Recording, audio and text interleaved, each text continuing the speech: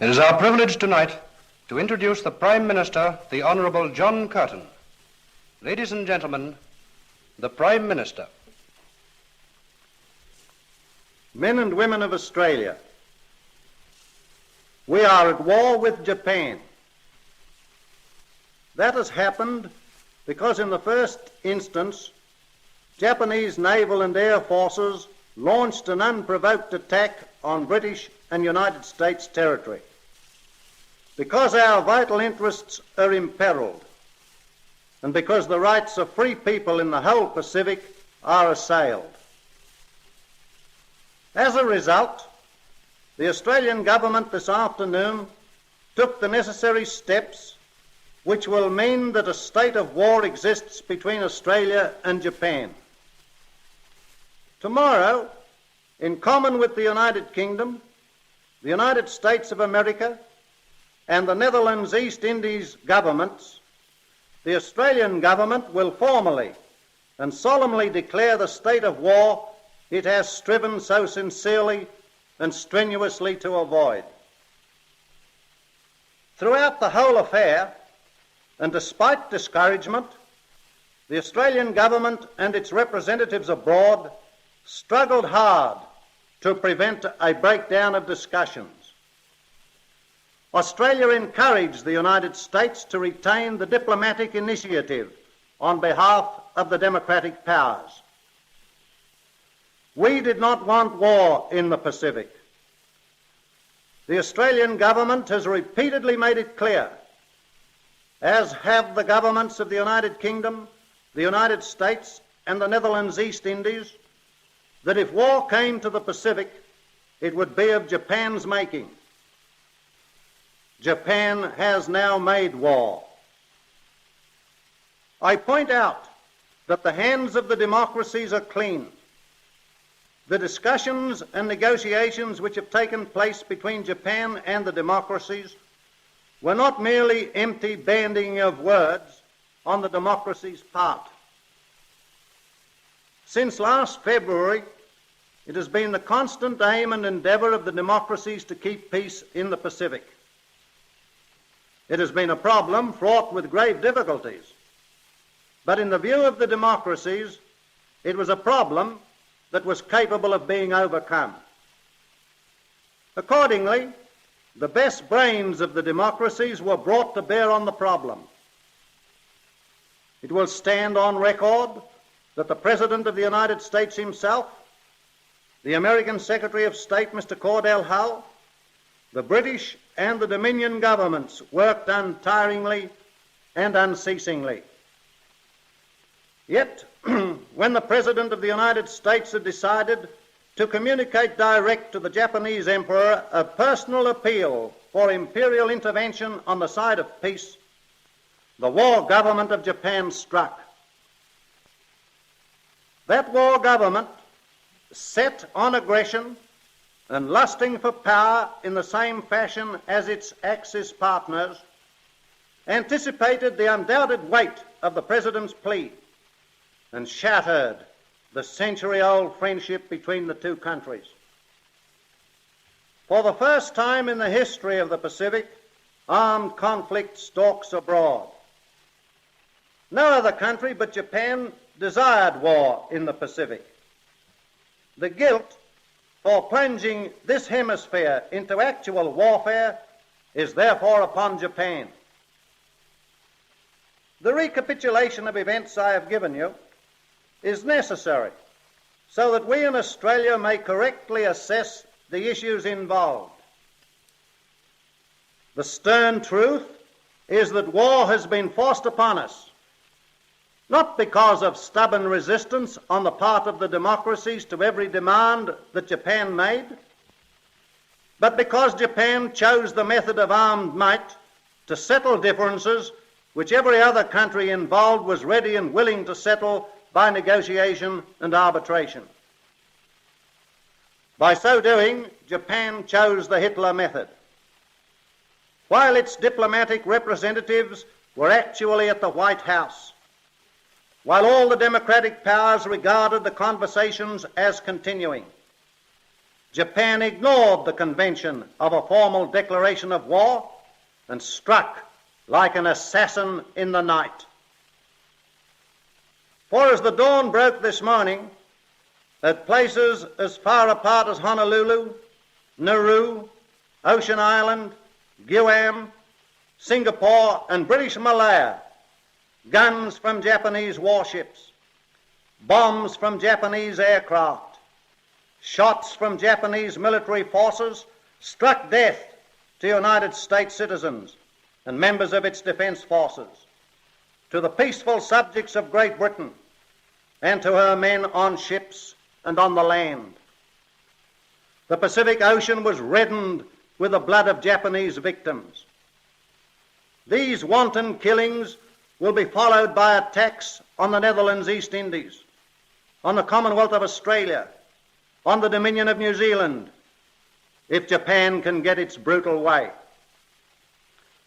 Australia, therefore, being a nation that believes in a way of life which has freedom and liberty as its cornerstones, goes to the battle stations in defence of the free way of living. Our course is clear.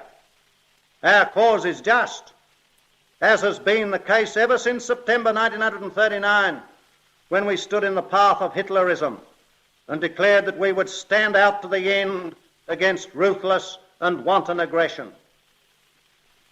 I say then to the people of Australia, give of your best in the service of the nation. There is a place and part for all of us. Each must take his or her place in the service of the nation, for the nation itself is in peril. This is our darkest hour. Let that be fully realised. Our efforts in the past 2 years must be as nothing compared with the efforts we must now put forward. I can give you the assurance that the Australian government is fully prepared.